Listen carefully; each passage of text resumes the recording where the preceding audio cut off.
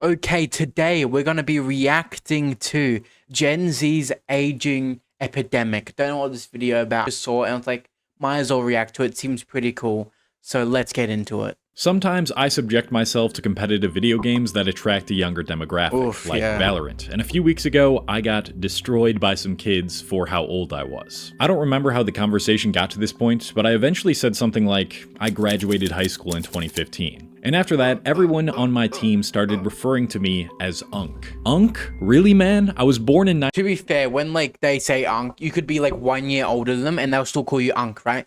Let's say you're just 18, right? You just graduated high school just then and you just go online and play a game. Somebody could be 2 years younger than you, 3, 4 years younger than you and call you Unk. The word has lost all meaning. It's just an insult for no reason. It's just insulting people like could be 1 second older than you and they could call you Unk. It's just how it is. 1997. I'm only 28 years old. Oof, I'm still 19?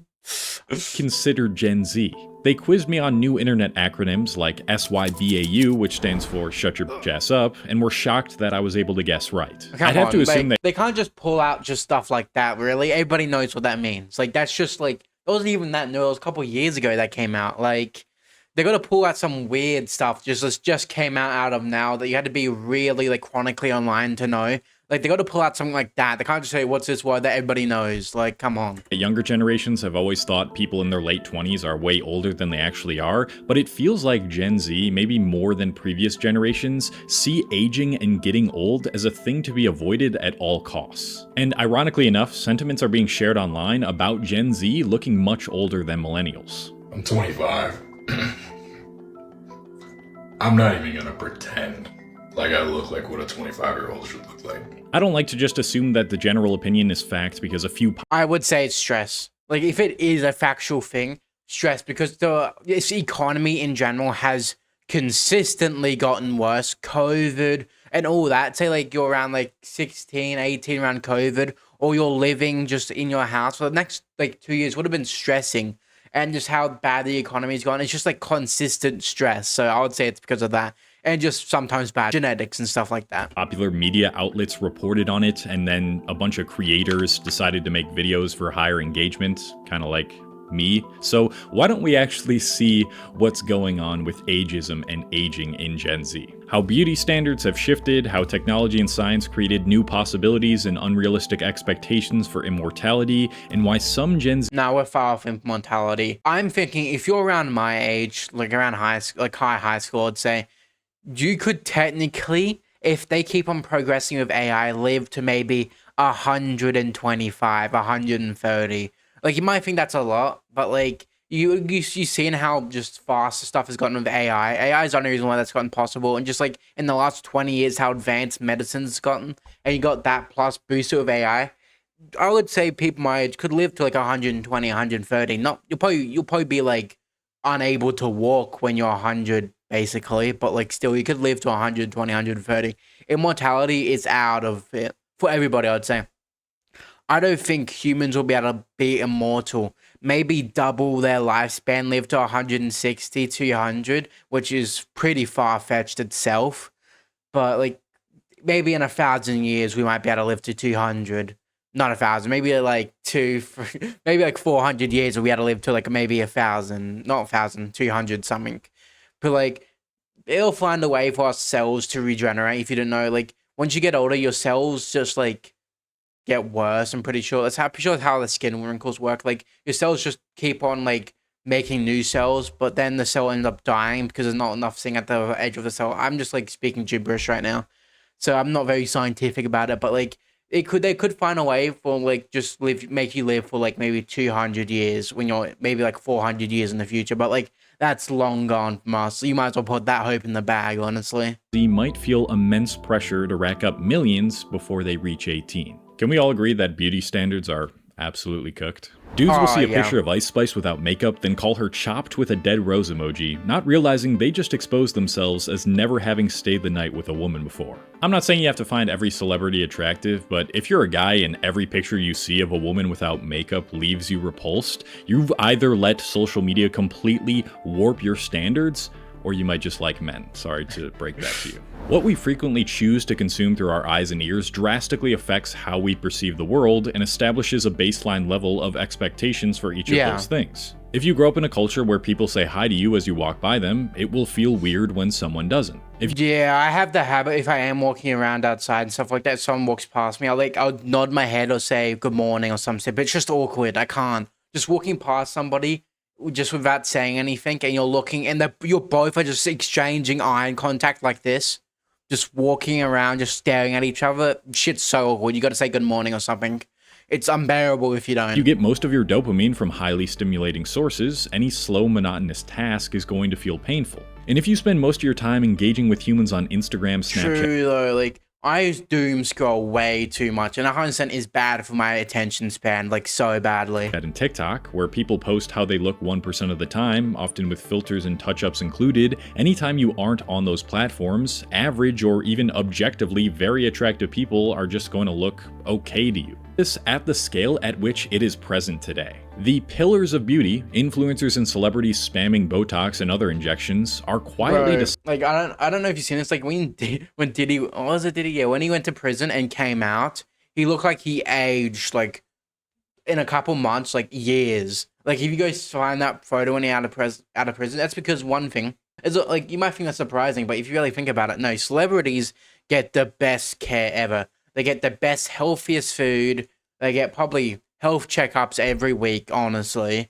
And they get all that stuff. So obviously, if they go to prison and don't get that, they're going to look basically cooked after a couple months. Deciding that this is what young people should aspire to look like. And as a result, these treatments have become socially acceptable for people who aren't even old enough to get a tattoo. This is a big reason. No, letting your kid get a nose job at 14, bad parenting, just saying. We are seeing the sentiment shared that Gen Z is not aging well, especially in regards to women. There are countless examples of women in their late teens and early 20s getting Botox and lip filler to enhance their appearance, either too young to understand the consequences or too young to care. Botox comes with a host of side effects, including... It's basically like steroids. Vision problems, muscle weakness, and even drooping eyelids for weeks after injection. And the thing about these treatments is they don't even necessarily give you the beauty you were striving for. They just make you look older than you actually are. The pressure to look both youthful but mature enough to have a sophisticated look instead of a childish look. Also, another problem is the black pill community. That shit needs to get out of here, honestly. Certainly something young people feel now more than ever, and it's even spread to guys too in the form of looks maxing. We got this clavicular guy I brought up a couple of videos ago promoting Botox, injecting testosterone, and bone smashing to improve your jawline. Not familiar with bone smashing, you say? This is a pseudoscientific protocol in which one repeatedly hits their cheekbones with a hard object to create microfractures that are supposed to help them grow back bigger. Is there any scientific fact about this? That the youth clearly wants to get rid of. Chubby cheeks. When we're young, fat in the face is evenly distributed, but it has pockets that plump up in places like the forehead and the cheeks. But what's a beauty standard that's considered highly aspirational now?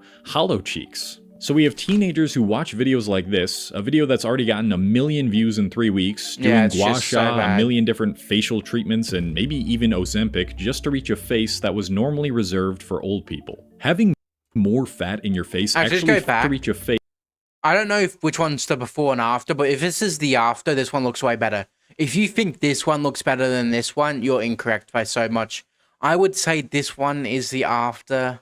Maybe. I'm not too sure though. That was normally reserved for old people. Having more fat in your face actually fills out wrinkles and fine lines, making them less noticeable and making you look younger. So the sad irony is that in the process of pursuing eternal youth, Gen Z ends up looking older than if they were just to let their bodies naturally age. Isn't the same with Botox? Like once it starts, like, I don't know how it works, but I know like you're meant to get injected once in a while. Like, isn't when you put Botox, it stretches out your skin, making when it goes back to normal, it would be 10 times worse than it was at the beginning.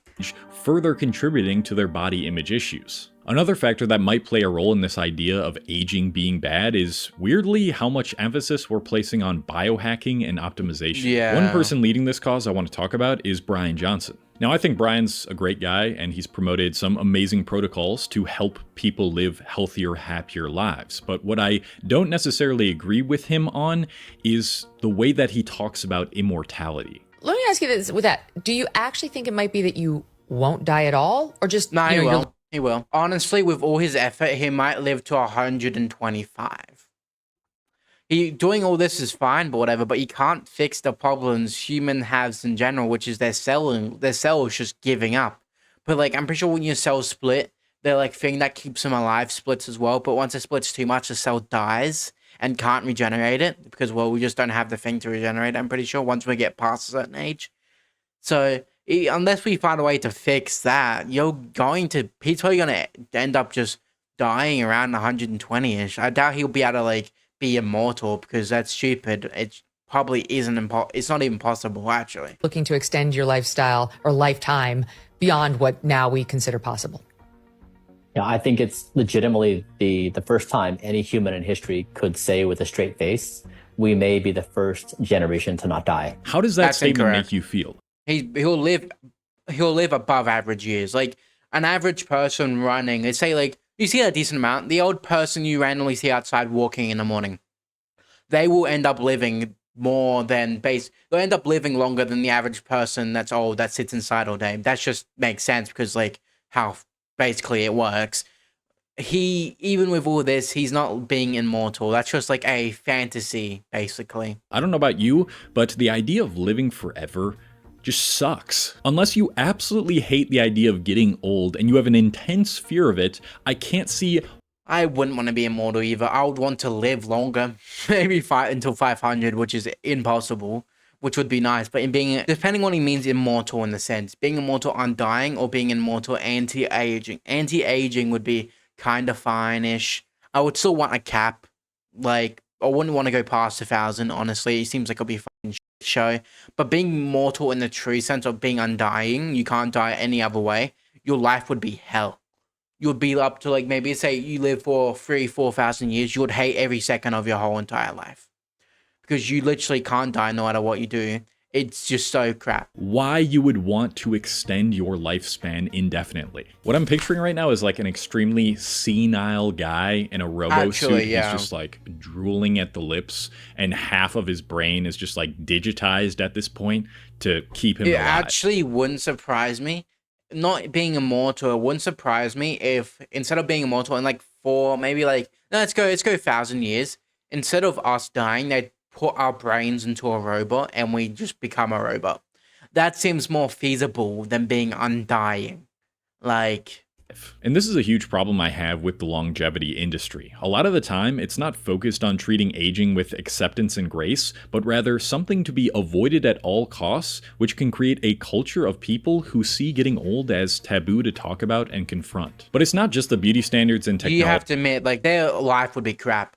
Like, all they do is worrying about how much older they get. They never have fun. They never live their life. Their life will be bad, basically. Like, you want quality over quantity. But it's not just the beauty standards and technology that can push people to transform their bodies and faces and take a stack of 40 different pills just to deny the reality of life. Some would also argue that it's the stress and other health issues too. One of those is sitting at your desk for 8 hours a day. If there is one area I think someone should optimize in their life, it is the ergonomics of their desk if you're spending like 8 hours a day there. How we sit. Yeah, if you're spending 8 hours, you got to get a good chair. Like, I know good chairs are expensive and stuff like that. Like, I have this good chair now. It doesn't really have lumbar support, but it's comfortable. And, like, I can kind of adjust the height of the backrest, so it's fine.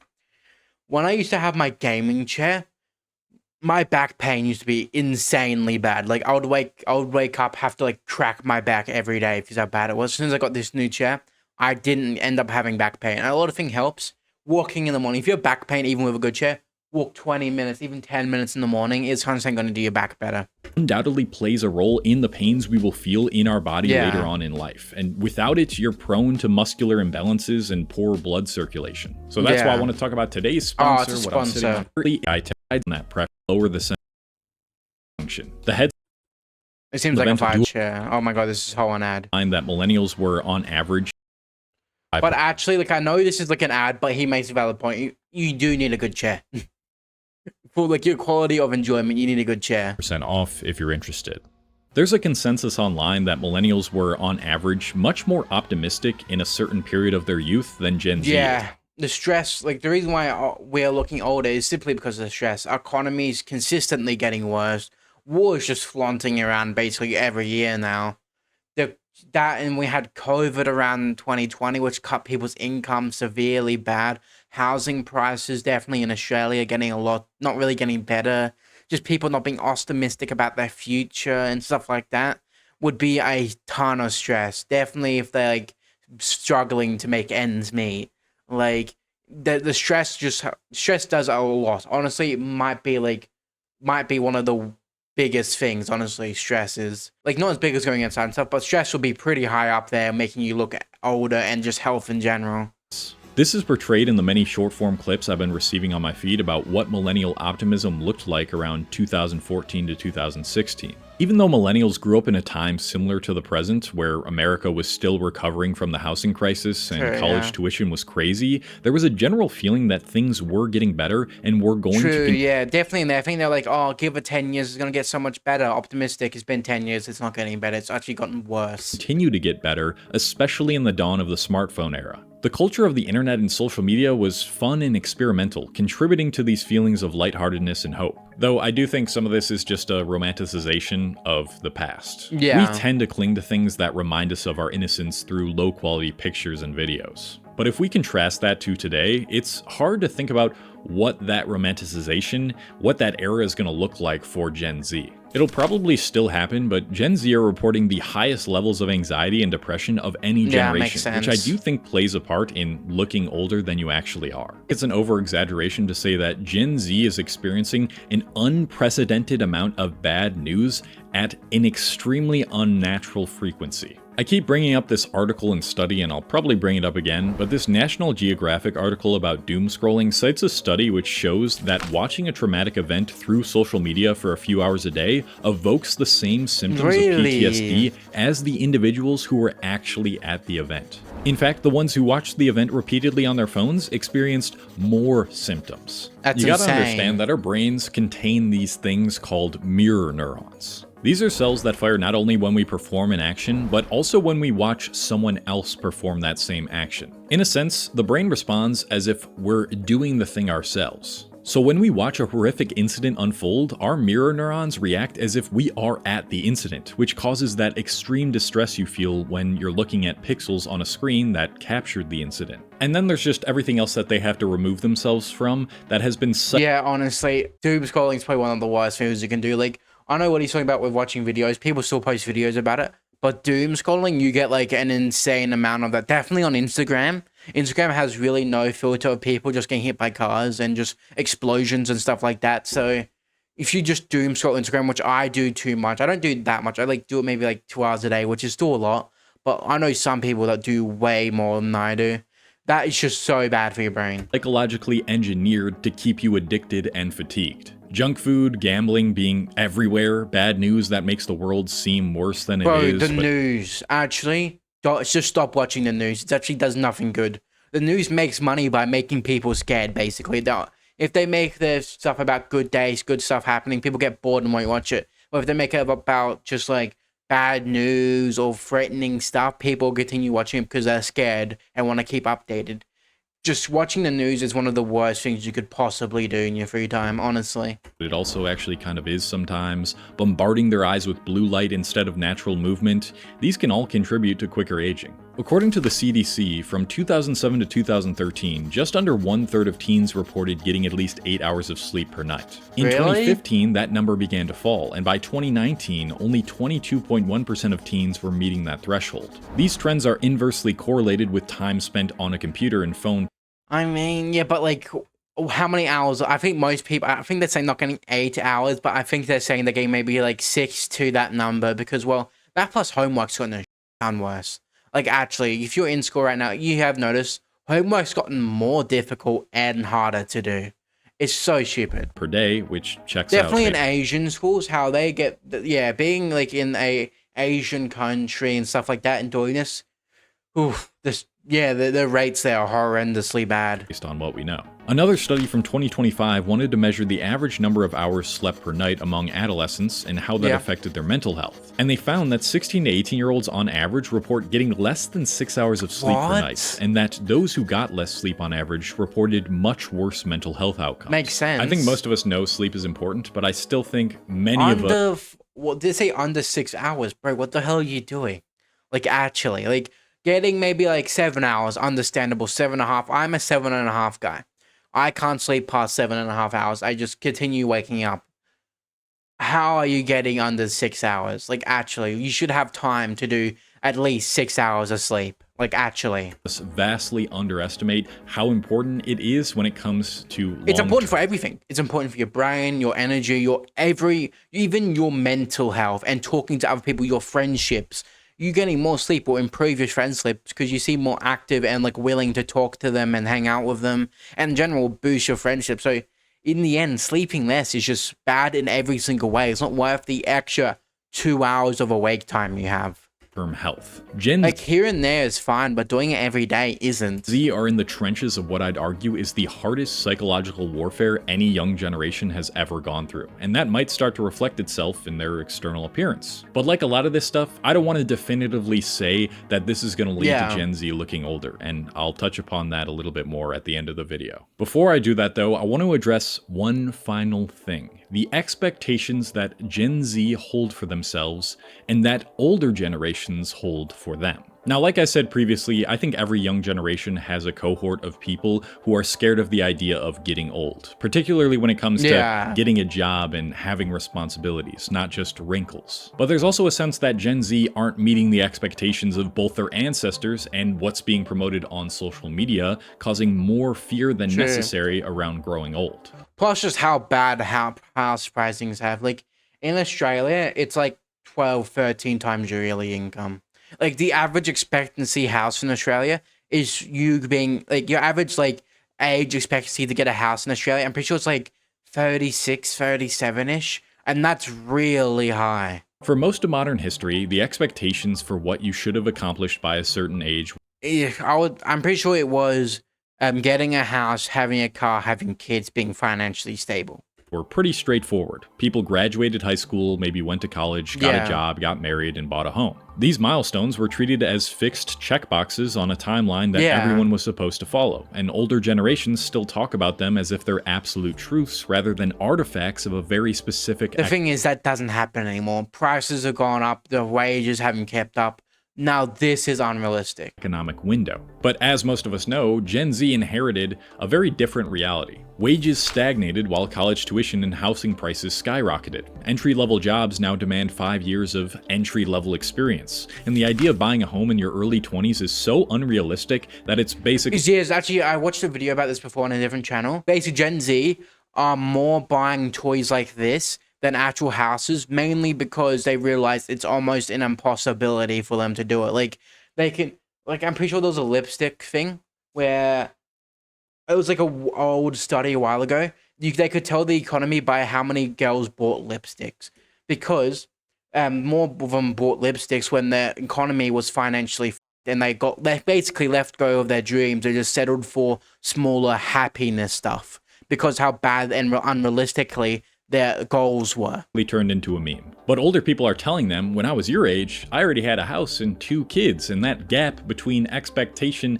and reality creates a ton of shame. Shame is one of the biggest drivers behind the fear of aging, because if you already feel behind at age 18, then every decade that precedes it is gonna feel like a deadline you're sprinting towards that you'll never be able to meet. And at the same time, Gen Z is bombarded with a completely different set of expectations that older generations didn't really have to deal with. The internet created an entirely new class of ultra-successful teenagers who earn more in a year than most people will see in a decade. The moment you open TikTok or YouTube, you're reminded that someone your age or younger has already made millions, or bought a penthouse, or founded a startup, or built an entire empire out of nothing but their charisma and an iPhone. And the main problem is that it's not like a lot of these people also fail. Like, a lot of people aren't considering. A lot of businesses fail pretty fast, But the reason why you see so many successful ones is because that's how the For You page works. They push videos that you want to see rather than not want to see. Because if you see someone fail, it makes you kind of want to leave the app and reflect on what you're doing. But they want to shove stuff in your face that you're going guaranteed to watch. And even if you logically know that these people represent a fraction of a percentage of the population, it's still going to affect you because this is usually what's going to be promoted the most on social media as well. So now you have two competing pressures suffocating the generation from both sides. You have older people who are telling them that they're not hitting their milestones fast enough, while they also have younger people online telling them that they aren't hitting their milestones fast enough. And that can make getting older feel terrifying. I get it, okay? Not being able to recover as quickly after binge drinking on the weekends or getting strange pains in your back or shoulders and not being at the level of success you thought you'd be at by this age is scary. But if you let that fear guide your... Also, I think people need to stop setting unrealistic goals for themselves. Being a millionaire, I would say one of the most common and just unrealistic goals you can have. Like, a lot of people will sacrifice their fun to get a good paying job, which they'll end up regretting when they get older.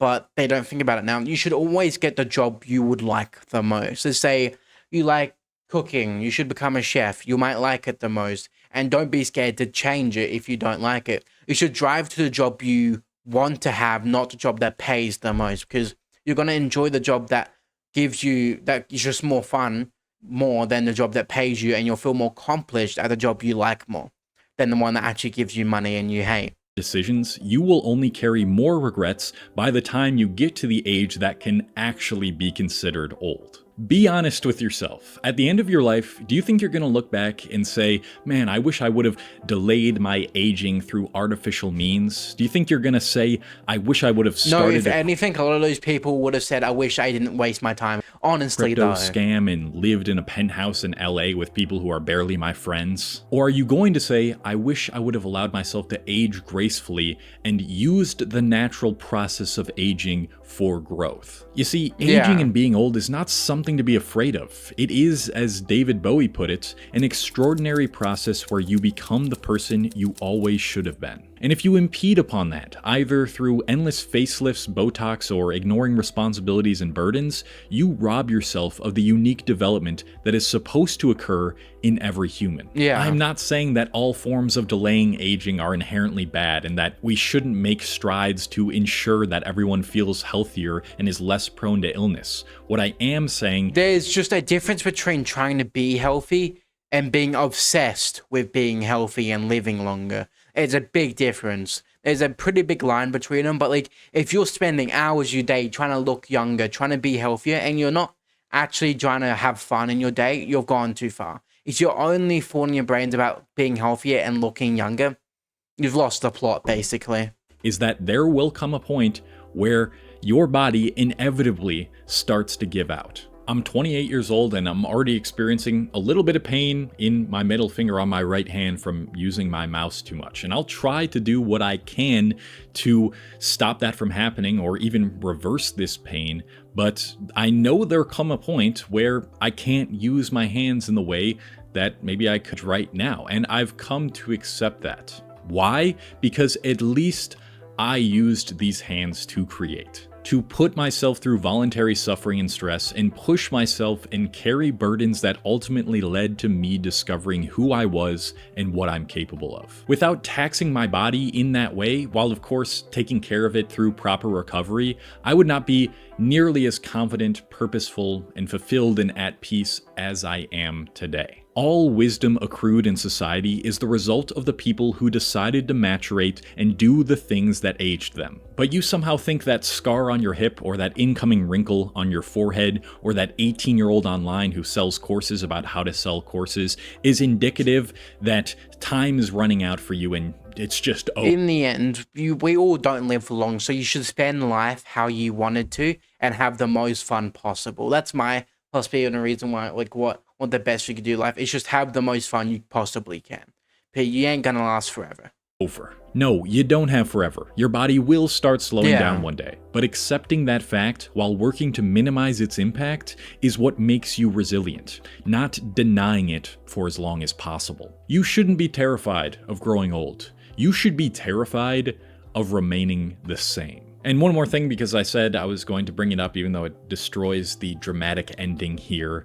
I do think that Gen Z looking older is being a little bit blown out of proportion. I would yes, say I so think as well. what I brought up about the fear of aging and all these treatments Like if we had being a percentage of people balding, it would be slightly higher, but it's just more like inflated by social media. Necessary is valid, but when I look at the majority of Gen Zers in real life that I engage with, all of them pretty much look their age. Don't let these media outlets, which highlight the more extreme cases of body dysmorphia and looks-maxing beauty, distort your perception of everyone who doesn't do all of these things, which is still the majority of Gen Z. Yeah. Just do what you can to prevent illnesses and injuries, stay away from the intense beauty treatments and hacks in general, and don't be afraid to age. Let me know your thoughts on all this in the comments. I would really like to hear more. Well, that was an insanely good video. I want to subscribe to this guy. He makes amazing content. If you do enjoy videos like this, leave a like, subscribe, comment down below what video I'm reacting to next, and that's me signing off.